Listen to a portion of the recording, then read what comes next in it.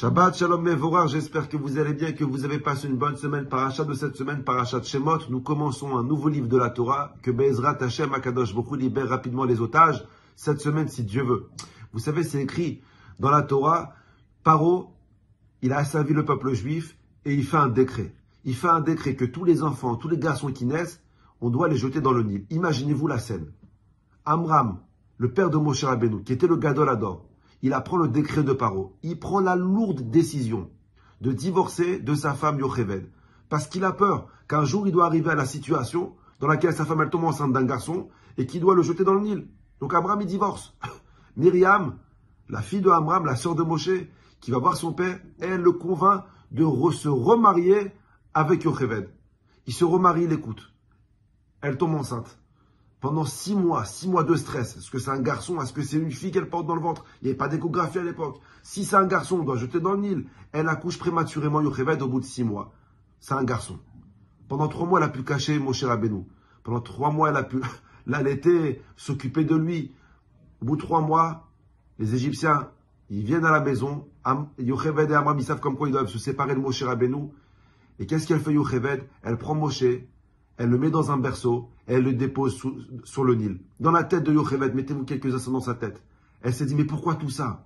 Pourquoi j'ai écouté Myriam? Pourquoi je me suis remarié? Pourquoi j'ai eu un enfant? Voilà, pour me séparer de lui. Yocheved, elle dépose Moshe, elle part. La seule qui reste, c'est Myriam Anevia. Myriam, elle sait comme quoi il va y avoir un miracle. Elle ne sait pas comment il va y avoir un miracle. Elle ne sait pas d'où le miracle il va venir. Mais elle sait comme quoi il va y avoir un miracle. Et elle attend de voir le miracle.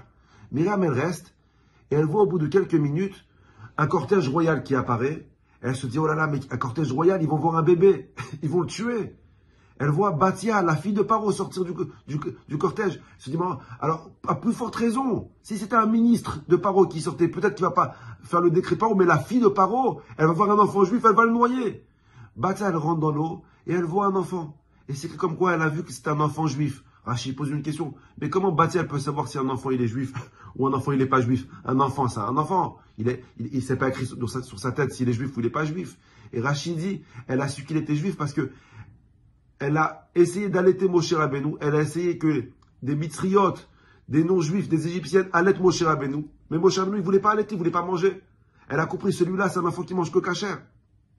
Il nous faut une juive qui l'allaite. Et là, Myriam qui va voir Batia et qui lui dit, je connais une femme qui peut l'allaiter. Est-ce que tu veux que je l'appelle? Et Batia lui dit, appelle-la et je la paye. Et je suis prêt à la payer. Et devinez qui c'est qui a allaité Moshe Rabbeinu payé? Yocheved, la mère de Moshe Rabbeinu. Pendant des mois, Yocheved, la mère de Moshe Rabbeinu, c'est elle qui a allaité son fils. Et elle a été payée pour ça. Moshe Rabbeinu qui grandit dans le palais de Paro, tout en ayant une éducation juive par son père et à sa mère. Regardez la beauté de cette histoire. Regardez la main d'Akadosh Baruch Hu dans cette histoire.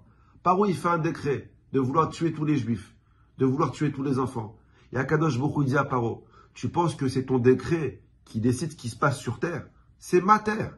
C'est moi qui décide ce qui se passe sur terre. T'as beau faire des décrets jusqu'à demain. C'est pour ça qu'il ne faut pas avoir peur de tous les décrets, de tous les présidents, de tous les rois. À la fin, le décret qui se réalise, c'est pas le décret du président. C'est pas le décret du roi. Le décret qui se réalise, c'est le décret que Akadosh Baruch Hu il a prévu. Et Hachem, il dit à Paro, toi, tu veux tuer tous les enfants juifs qui vont naître, mais regarde ce qui va se passer. Il va y avoir un enfant. C'est ta fille qui va le prendre. C'est ta fille qui va l'élever. C'est sa mère Yocheved qui va l'allaiter. Et il va grandir chez toi dans le palais, tu ne pourras rien faire. De là, on voit des fois dans la vie, la pire des choses que tu penses qui puisse t'arriver, elle s'avère être la meilleure des choses qui te soit arrivée. C'est la même histoire bidou que Yosef Hatzadik. Les frères de Yosef Hatzadik. Yosef, il fait un rêve de grandeur. Ils veulent se débarrasser de lui. Ils le vendent en Égypte. Mais ce que les frères, ils ne savent pas, c'est qu'ils l'ont envoyé directement réaliser son rêve. Des fois, la pire des choses que tu penses qui puisse t'arriver, si tu as la émouna, tu as le bitachon, elle s'avère être la meilleure des choses qui te soit arrivée. Et Rabotai, dans notre vie aujourd'hui, c'est pareil. Kadosh Baruch Hu, il est présent dans notre vie. Il n'y a pas de hasard. Il n'y a pas de rencontre inutile.